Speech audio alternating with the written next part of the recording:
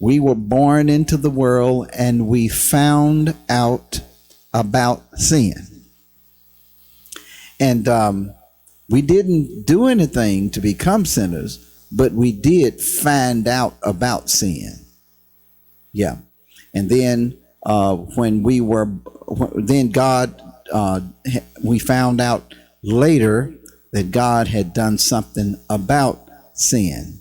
But first of all, let's address the fact that there was just one man who let all of it in, and there was one man who took all of it out. There was one man who let it all in, and that wasn't me, it wasn't you. So that relieves you from the burden of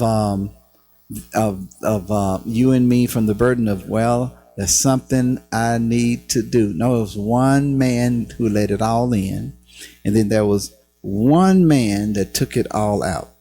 Now, in the service in yesterday morning, we emphasized the fact that it wasn't an equal transaction.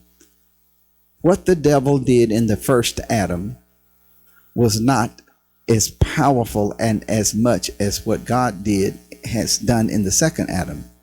What God has done for us through Jesus is much more than what the devil did to us through Adam. So there are two men.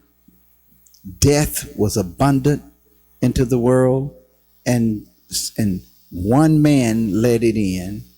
But what God has done for us is much more than what the devil did through the first Adam. We are not in the first Adam. We're in the second Adam. We're in the last Adam.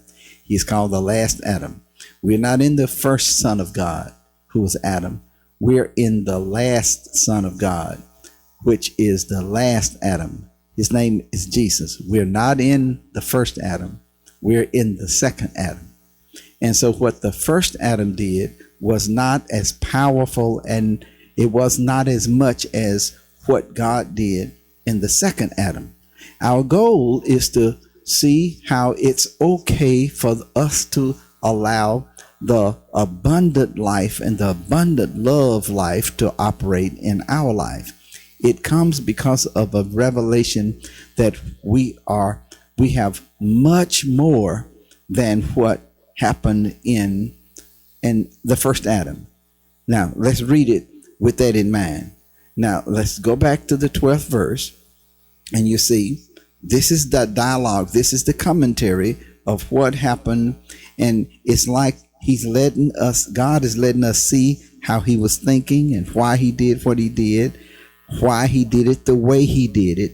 And this is great, great, great commentary for you to read and understand, so that you and I could actually increase the effectiveness of our living in this earth, full of this love, consequently full of faith, and allowing God's anointing and his power and his will to be done in our lives.